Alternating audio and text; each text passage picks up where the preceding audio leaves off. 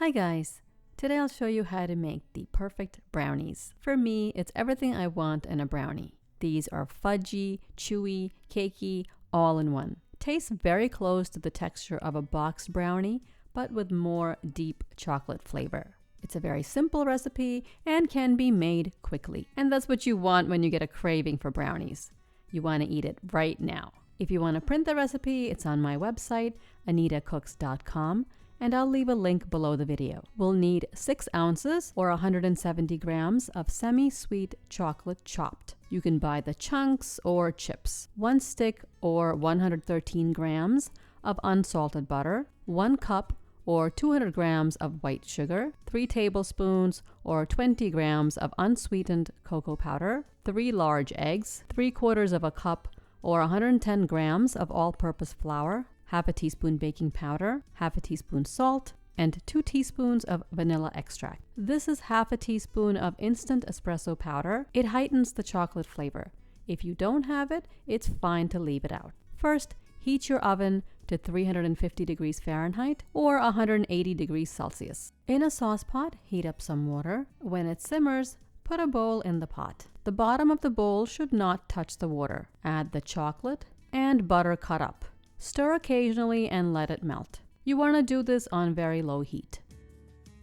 When it's almost melted, add the sugar and mix.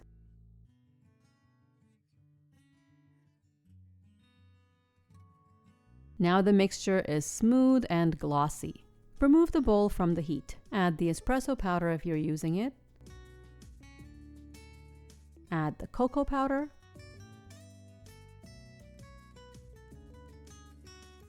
Eggs one at a time, making sure they're incorporated well.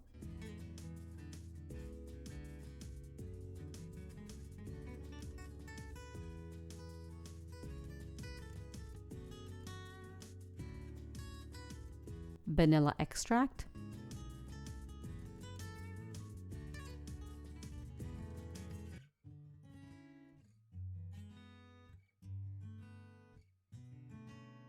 Salt. Mix the baking powder into the flour. Add the flour in thirds and mix well.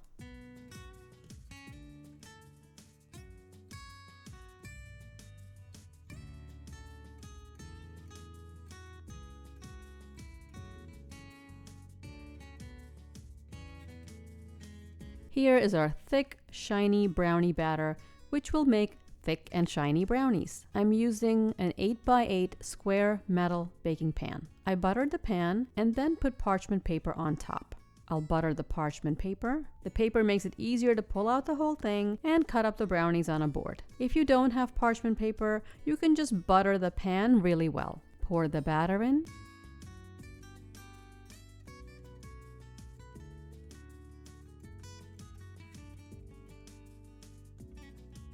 Even it out.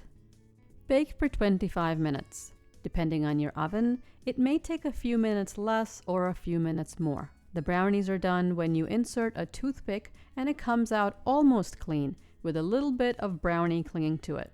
It should not be wet, but thick and fudgy. See those classic crackly lines? These brownies have that very thin, almost crispy layer on top that you expect from a good brownie. Now the hardest part, waiting for it to cool completely. After a long wait, the brownies are completely cool. Lift them out of the pan.